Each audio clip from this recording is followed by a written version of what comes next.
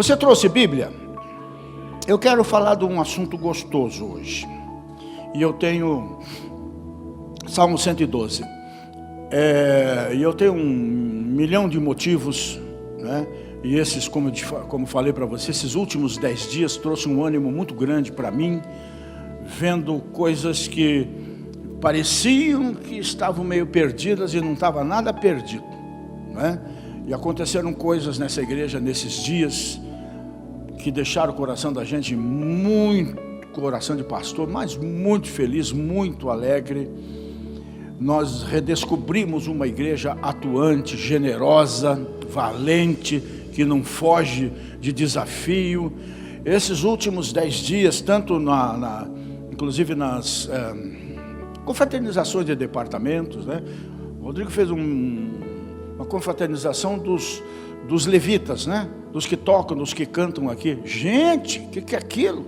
Era uma igreja inteira, né? É maior, o que tinha lá era maior que um caminhão de igreja nesse Brasil aí, não é?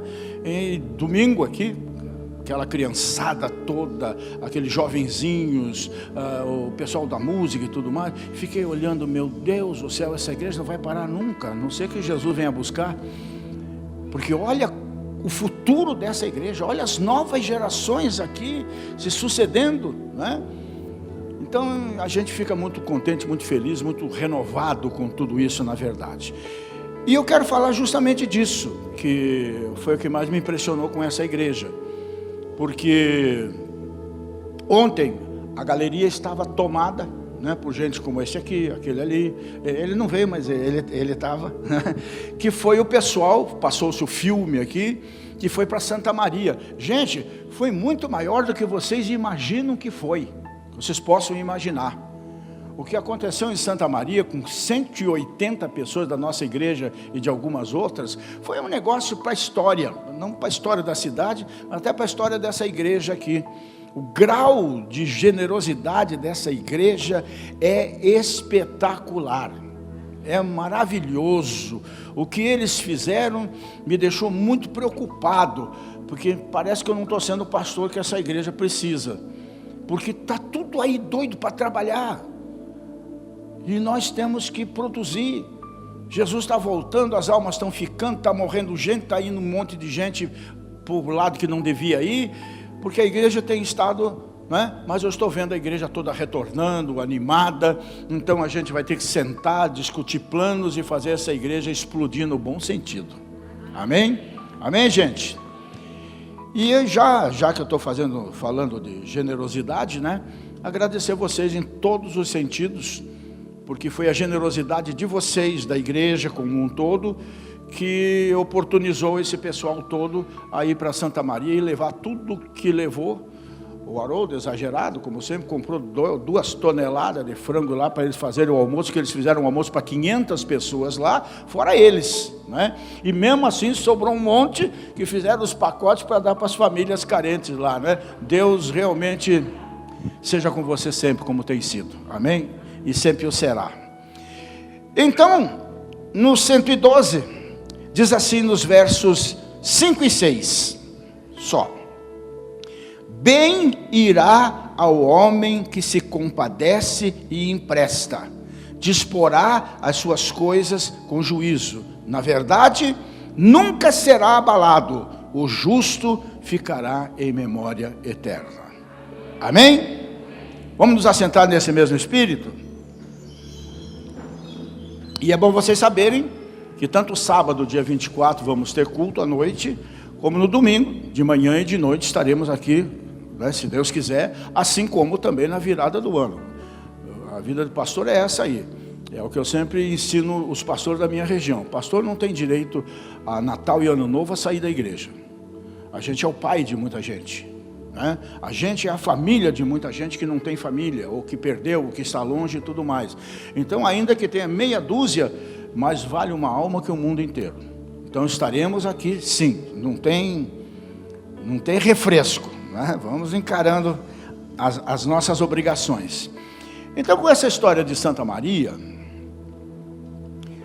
com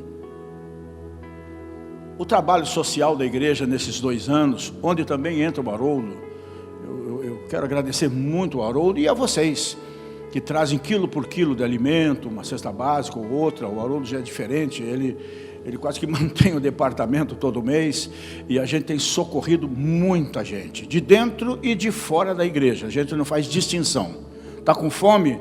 A pior coisa do mundo é passar fome, gente. A pior coisa do mundo é passar fome. Ninguém merece.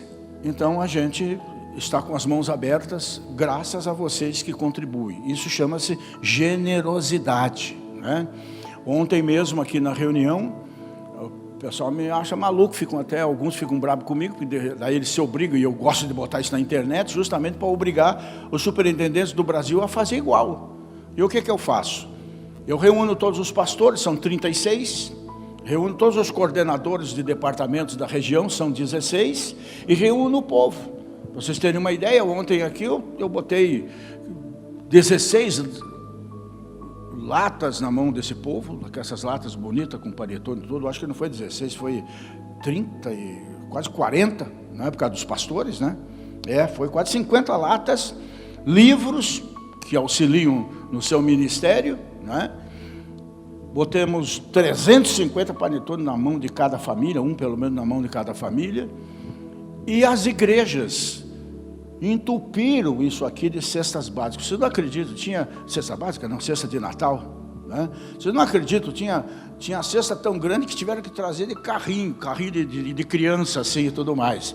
E é justamente o que eu estimulo entre as igrejas, para ver quem traz a melhor, a mais bonita, a maior, porque esses pastores, eles merecem. Muitos deles arrecadam quase nada nas suas igrejas. E então a própria igreja os honra. Isso foi uma coisa que eu criei alguns anos atrás, e para variar também, está se espalhando pelo Brasil, dentro da nossa igreja, né? Isso chama-se generosidade.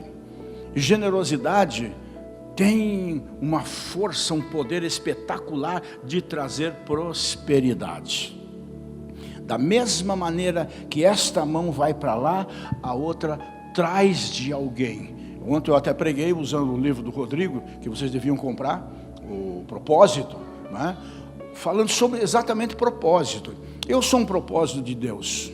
Gostei muito que você falou ali, que Deus não une pessoas, Deus une propósito. Eu enfatizei ontem isso aqui. É o meu caso com a Marilza, por exemplo, é o caso de vocês. Enfim, foi o caso de Josué e Caleb, Josué e Moisés, e assim por diante, né? Deus une propósitos, e cada um de nós somos um propósito de Deus.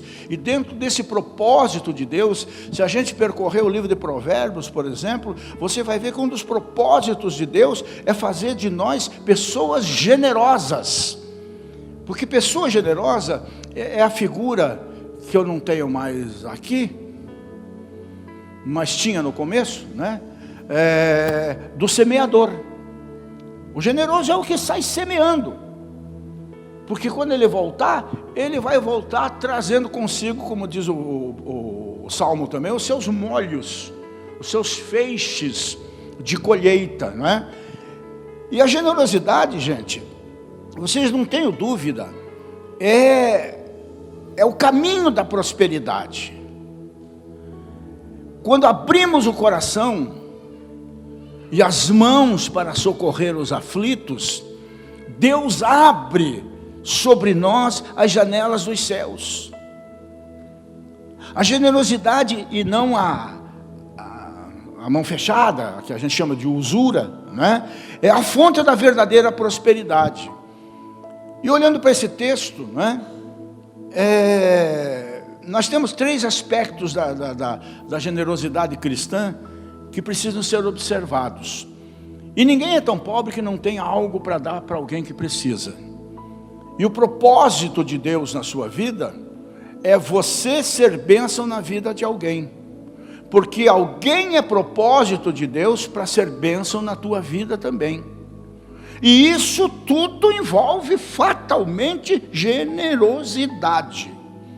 Alguns até me criticam muitas vezes: o pastor Rogério é briguento, é assim, fala o que pensa e tal, não sei o quê, mas ele é uma mãe. Isso eu gosto de ouvir, porque é o que tem trazido. Eu sei, eu conheço a minha vida, gente, eu sei de onde eu saí, eu sei como eu cresci. Esse negócio de fome aí, eu já vi de perto, de não ter nada em casa, Eu vi muito de perto na minha casa. Se a minha mãe, coitada, não trabalhasse das 8 da manhã às 10 da noite, aí, de todo jeito, né? Na casa dos outros e tudo mais, para sustentar eu e meu pai, nem sei o que teria sido de nós, morando sempre no fundo da casa de alguém. Então hoje, quando eu vejo uma pessoa, hoje, por exemplo, eu fui no açougue para comprar pepino. esses feitos em casa, assim, né? Em sacos assim. E eu vi uma senhora na porta do açougue, e eu fiquei olhando lá para dentro das vitrines para ver o que eu podia comprar para aquela, desculpa a expressão, uma coitada, né? Parecia tadinha, parecia um cachorrinho na porta do açougue, né? Só que quando eu fui fazer isso, ela já estava saindo.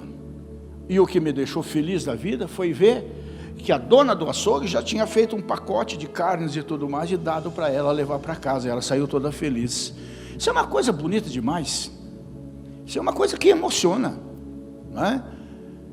Então, gente, a generosidade cristã, primeiro ponto, é uma semeadura. É isso que nós temos que entender. Eu, quando estou sendo generoso com alguém, seja amigo ou inimigo, e eu gosto mais de ser generoso com o inimigo gratuito, né? Não tenha dúvida, isso produz uma colheita farta na minha vida e na sua vida e na vida de quem exercer a generosidade. Lembrar de repente, qualquer coisa pequena assim, olha para o guarda-roupa. Às vezes eu faço umas limpas no meu guarda-roupa, a gente ganha muita coisa e compra e tal, né? Às vezes eu faço umas limpas no meu guarda-roupa, assim, que eu trago um caminhão de coisa aqui para irmãos e para as irmãs aí no bazar, né? Para repassarem lá 5 mil réis, vamos assim dizer, né? E a palavra de Deus diz: quem dá liberalmente, ainda se lhe acrescenta mais. Ao que retém mais do que é justo, isso é o Provérbio 11, 24. Até quero ler com vocês, Provérbios 11, 24. Cheio de papel, abre página, vai caindo tudo. Então diz assim, 11, 24 de Provérbios: alguns há que espalham, ou seja, doam, são generosos, e ainda se lhes acrescenta mais. E outros retêm mais do que é justo, mas é para a sua perda. E eu tenho uma versão esqueci o nome, da Bíblia Mensagem. Vocês também estão pior que eu. Que diz assim: o generoso prosperará. Quem dá alívio aos outros, alívio receberá. E tem uma terceira versão que diz assim: o generoso prosperará. Quem revigora os outros será revigorado. Isso não é o Malbataan que escreveu. Não sei se vocês sabem quem foi Malbataan. Isso não são pensamentos humanos. Isto são pensamentos de Deus. Isso é palavra de Deus, né? Mas é como se o dinheiro fosse uma semente, o que ele quer estar dizendo aqui.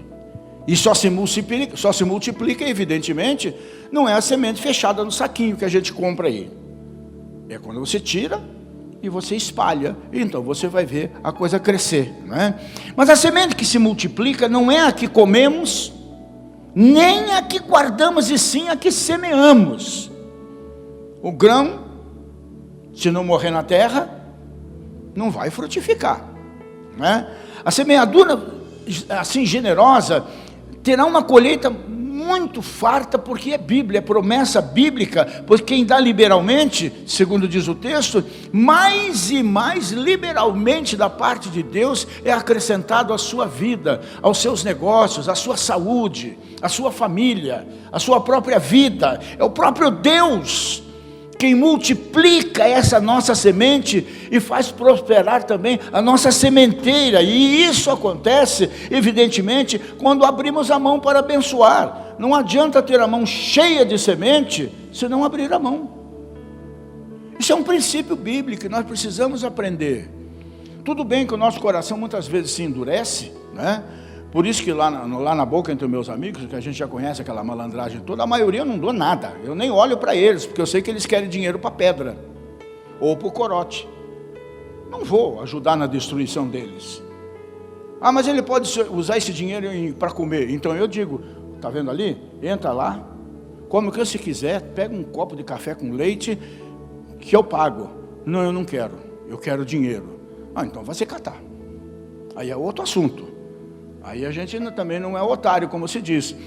Mas vem uma criança, vem uma pessoa de idade, vem uma pessoa com problemas motores, que você sabe que não pode realmente trabalhar, aí a gente, de alguma coisa, a gente tem que ter no bolso para oferecer.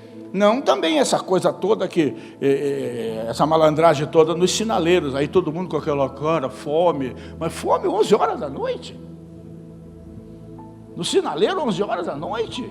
Ele quer outra coisa, está com fome de pinga mesmo, aí é diferente, aí a gente sabe discernir. Mas essas coisas também não devem endurecer o nosso coração com relação àqueles que realmente estão precisando de ajuda. E principalmente que a Bíblia ensina, primeiro os domésticos na fé. Quando sabemos, e vocês não sabem disso, mas a gente está sempre atento. A gente só não ajuda quando a gente não sabe, desconhece. A gente está sempre atento. Eu vejo minha mulher fazendo coisas incríveis no meio da mulherada da igreja aqui. Comprando uma coisinha aqui, uma coisinha ali. Nesse período, uma cestinha para uma, um panetone para outra. E assim por diante. Puxa, isso aí faz uma diferença tão grande na vida das pessoas.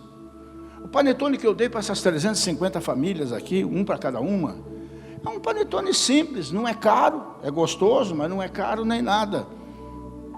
Eu posso dar. Não é da igreja aqui, é da região que eu sou superintendente. É dinheiro deles mesmo. Por que eu vou reter? E não devolver para eles, principalmente num momento como este, que por mais simples que seja, tem um simbolismo enorme, afinal de contas, né? Então, aprenda a ser uma pessoa que realmente, a música do milionário José Rico, né? Se eu tiver 2 camisas, né? Dá uma. Deus vai te devolver mais 2. E ao invés de você ter 2, você vai passar a ter 3. E isso é fatal. Isso é fatal. Comigo acontece demais isso, né? Então, porque é o próprio Deus que multiplica a nossa semente, como eu disse, e faz prosperar a nossa sementeira, e isso acontece sempre quando nós abrimos a mão. Não vai mudar o princípio de Deus. Por isso, mãos abertas. Hoje eu botei na internet uma coisa engraçada: simpatia para encher os bolsos em 2022. Você come 3 abacates e guarda as sementes na carteira. Vai encher o bolso. Né? Mas não é isso que Deus propõe. Mãos abertas, essas sim produzem bolsos cheios. É princípio bíblico, mas nem o inferno consegue quebrar esses princípios. No entanto, o contrário também é verdadeiro, porque como lemos no texto, o que retém mais o que é justo, a usura, a mesquinhez, né? O pensar só no seu próprio umbigo, né? Vai ser pura perda, porque certamente, como diz lá a respeito de salário e de não dizimista, lá em Ageu, recebe salário em saco furado, ou então recebe coisas na mão aberta que escorre entre os dedos como se fosse areia, né? Aqueles que acumulam com aquilo que a gente chama de avareza, aquilo que poderia socorrer um aflito, salvar uma vida, esse dinheiro acumulado não traz nenhuma felicidade, não traz nenhuma segurança. E eu não estou falando para pessoas ricas aqui, estou falando para nós aqui que somos classe média, né? Se bem que no Brasil esse conceito é muito relativo, né? Aqueles que ajuntam fortunas por aí e vivem no fausto, no luxo, né? Vocês não vão deixando o próximo amíngua na sua porta. A gente vê coisas às vezes na televisão impressionantes da maldade humana com relação àquele que aquele que bate a sua porta, ou uma empregada, ou um empregado, que são tratados com brutalidade, com dureza, saem da casa que trabalham o dia inteiro com fome, só falta botar para comer com o cachorro lá fora, come primeiro o cachorro e depois a empregada. Isso desculpa a expressão, mas isso é nojento, né? Isso é nojento, não é? Então tem um ditado que diz assim: não há caminhão de mudança em enterro. Não tem caminhão de mudança em enterro. Ninguém leva nada dessa vida, né? E nem tem gaveta em caixão para levar dinheiro, joias, nem nada. Não existe isso, mas lembre-se, aquilo que você dá com generosidade é como uma semente bendita que se multiplica e acaba alimentando milhares, porque aquele que foi beneficiado nunca vai esquecer daquilo, e a vida dele vai mudar, e ele vai continuar fazendo aquilo que um dia ele recebeu na vida dele. Segundo ponto, a generosidade cristã é uma dádiva, é uma dádiva, né? Primeiro é uma semeadura, segundo é uma dádiva, todas elas que produzem prosperidade na nossa vida. Deus se agrada disso. Deus se agrada disso. A palavra de Deus é clara ao afirmar, lá em 11:25, né? Nós estamos aqui, né? Seguindo a leitura que nós fizemos, diz assim: a alma generosa engordará, e o que regar também será regado. É assim que funciona. A prosperidade não é resultado de mão fechada, muito pelo contrário, mas de generosidade. A gente fala projeto de vida, isso e aquilo, mas o primeiro princípio que a gente deveria pregar num projeto de vida é o princípio da generosidade, porque nós estamos deflagrando um sistema divino, sobrenatural, que vai alcançar a vida de alguém que está precisando e vai alcançar a nossa vida, porque Deus sabe que se mais Ele me der, mais eu darei. Que se mais você der, mais Ele te dará, porque Ele sabe que mais você vai dar. É todo um processo, né? A avareza é a mãe da pobreza, mas a generosidade é a semente da prosperidade. Então eu estou falando para vocês nessa noite, porque vocês, como eu disse no começo, vocês são uma igreja generosa. Por isso nós somos uma igreja diferente, nós somos um povo simples, uma igreja linda, um dos templos mais bonitos desse país, pelo menos dentro da Quadrangular, e dentro das outras também, mas nós continuamos do nosso jeitão simples, não tem, desculpa a expressão, aqui não tem frescura, aqui não tem show, aqui não tem, né, nhaco-nhaco, né? Nós somos do jeito que nós somos. O pastor de vocês é isso aqui. Não é? E por isso mesmo, Deus nos tem sustentado a todos. Por isso mesmo, Deus tem nos abençoado a todos. Por isso mesmo, gente chega aqui mais quebrada que arroz de terceira, e são recuperados pela graça e pelo poder de Deus, né? E é bom lembrar que quando abrimos a mão para ofertar, por exemplo, sobretudo no que diz respeito ao social, né? Estamos investindo em nós mesmos e semeando no nosso próprio campo. Portanto, nós mesmos vamos receber. E também diz aqui a palavra de Deus que quem dá ao pobre empresta a Deus.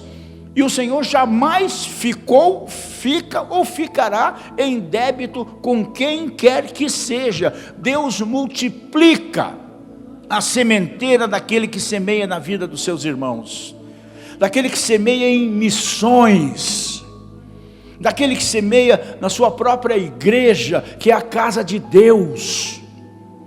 Por isso estamos aí. Aliás, quero agradecer a alguns irmãos que a gente, evidentemente, não levantou a totalidade, mas já levantamos um valor bem expressivo, com 2, 3 pessoas apenas, né? Sobre o presente de Natal que eu pedi para a igreja.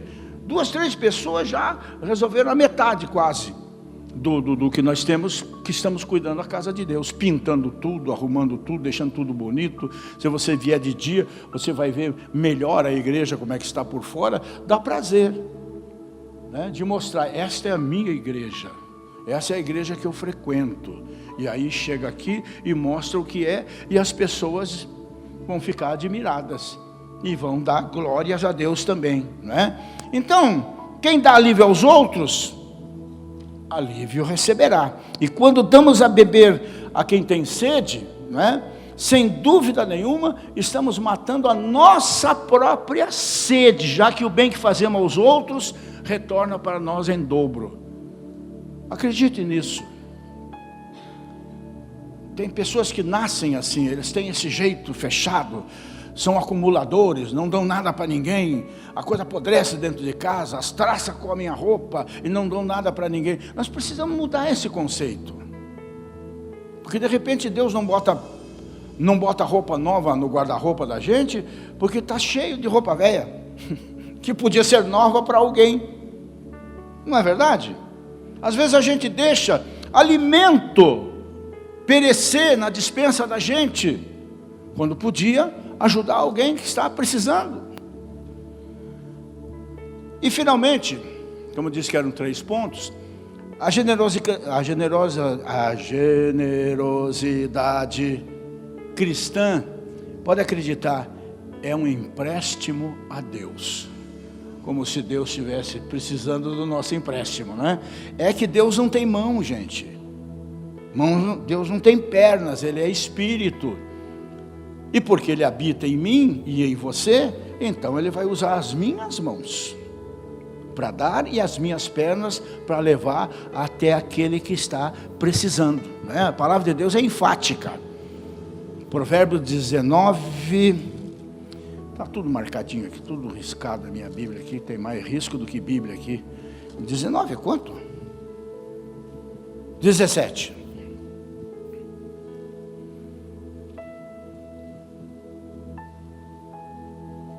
Ao Senhor empresta o que se compadece do pobre, e Ele lhe pagará o seu benefício.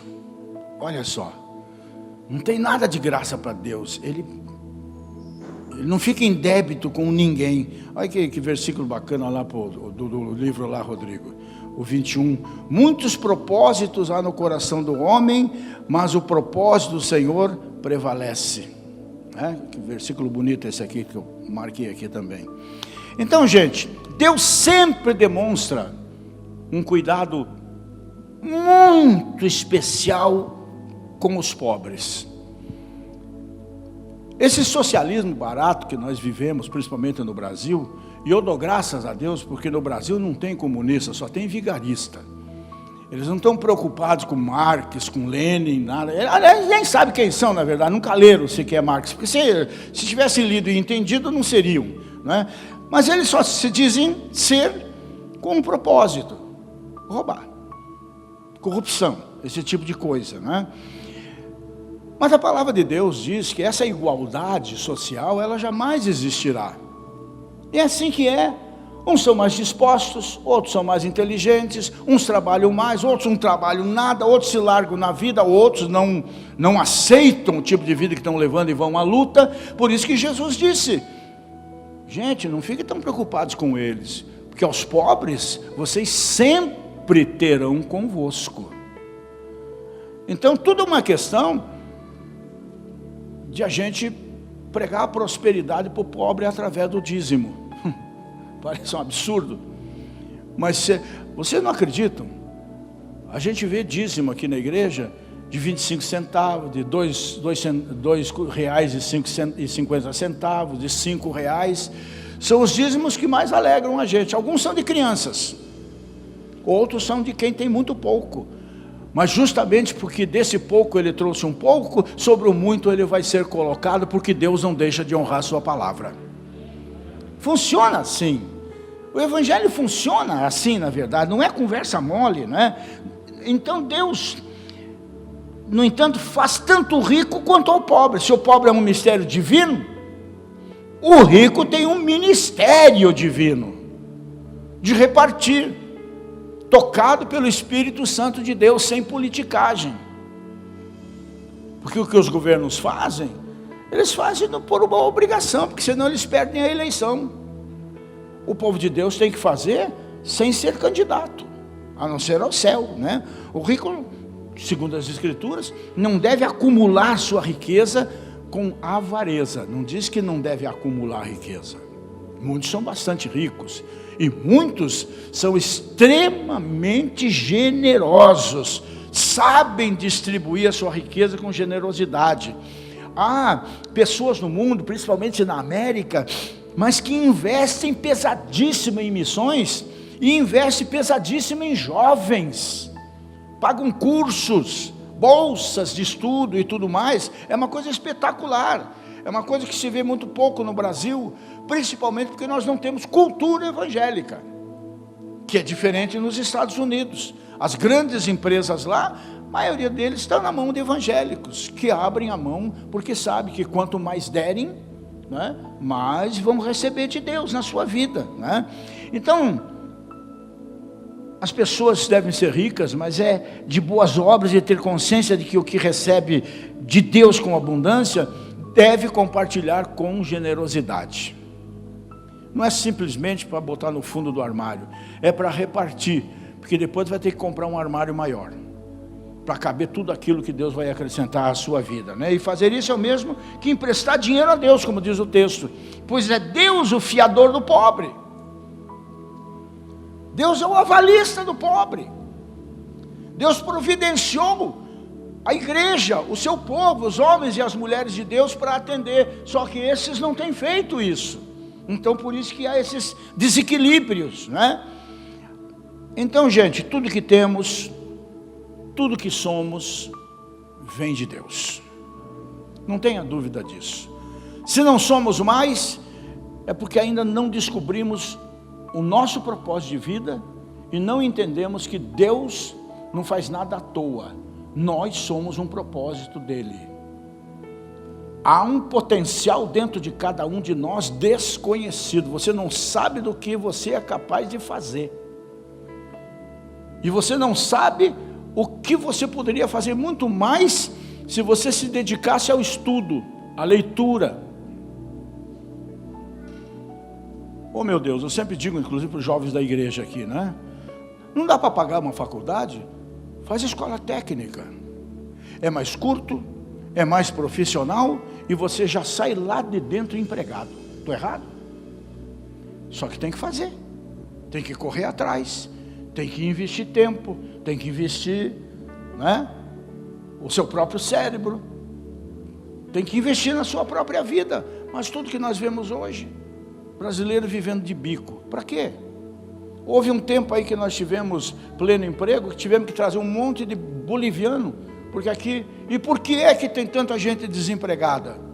Não é porque não tem emprego, é porque não tem qualidade para se colocar naquela vaga, sabe? Então, não adianta ficar jogando, a gente ficar sempre dando uma de Adão, jogando a responsabilidade, as culpas em outra pessoa. A culpa é nossa. Deus nos deu potencial. Nós temos que ir à luta. Por isso eu faço projeto de vida, para a gente sonhar, para a gente pedir coisas grandes a Deus, porque a partir do momento que a gente pede, a gente recebe. No momento que a gente acredita na gente, Deus vai acreditar ainda mais em nós, porque Ele já está acreditando, só está esperando a gente abrir a cabeça e se despertar. Então tudo que temos e o que somos vem de Deus. Riquezas e glórias vêm das suas mãos. É Ele quem multiplica a nossa sementeira com propósito, para continuarmos semeando na vida do nosso próximo.